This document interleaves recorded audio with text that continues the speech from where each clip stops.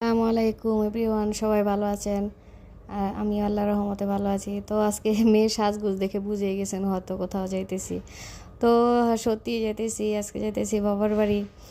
তো বাবার বাড়ি তো সবারই বিবাহিত মেয়েদের একটা আবেগের জায়গা, একটা ভালোবাসার জায়গা।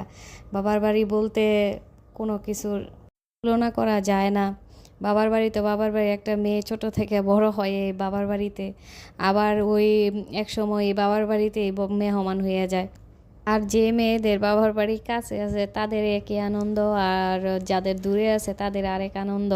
তবে যাদের দূরে আছে তারা বললেই হুট করে চলে যেতে পারে না, অনেক কিছু প্রিপারেশন করতে হয়, বুঝে বুঝে শুনে ভেবে চিনতে তারপরে যাওয়ার চিন্তা ভাবনা করতে হয়। বাচ্চাদের লেখাপড়া, সাংসারিক আরও অনেক ঝামেলা থাকে, ওগুলি সব কিছু মেনটেন কইরা তারপরে একটা ডিসিশন নিতে হয়।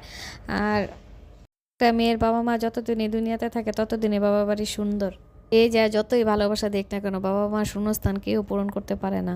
আর এই দেখেন, বলতে বলতে আবেগে চলে গেলাম। আর এখানে রাস্তার মধ্যে একটা হাতি যেতেছে, এটাও একটু করে নিলাম। তো বাবার বাড়ি তো আমরা মেহমান, বোঝেনি তো, মেহমানদের তো খালি হাতে আর যেতে হয় না। তাই কিছু ফল ফাকড়ি কিনে নিতেছি। কিছু নেই বা না নেই, বাবা মা মেয়ে কতক্ষণে যায় মানে কত এইটাই বাবা মার আনন্দ, কিবা একটা মেয়ের আনন্দ। তো ওই যে থাকে না, আছে না একটা জিনিস, সৌন্দর্য, এটাই, আর কিছু না। যাদের ছোট ছেলে মেয়ে আছে তারা এই তো খায় শুধু খালি নানির বাড়ি, নানির বাড়ি, নানির বাড়ি, মধুর হাড়ি। তো এই তো বলতে বলতে চলে আসলাম। তা আমরাও এক সময় এমন নানির বাড়ি যাইতাম রাত্রে, মানে ঘুম হইতো না, কতক্ষণে নানির বাড়ি যাইবো, বেড়াইবো, মানে অনেক একটা আকর্ষণ লাগতো অনেক। তো তেমন আমার ছেলে মেয়ে যে এখন দেখি আর ভাবি যে আমারও তো এরকম দিনটা গিয়েছিল। এখন বাবার বাড়ি আসলে ওরকম ফিলিংসটা লাগে না। আগে মানে বাড়িঘর কেমন ছিল, এখন কেমন হয়ে গেছে। তারপরে আবার কত মানুষ চলে গেছে, আবার কত নতুন মুখ তৈরি হয়েছে। যাই হোক, যার বাবা মা আছে আলহামদুলিল্লাহ, ওইটাই ভরপুর, বাস আর কিছু লাগবো না।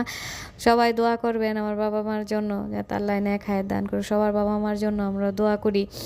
তো কেমন লাগলো ভিডিওটা? আল্লাহ হাফেজ।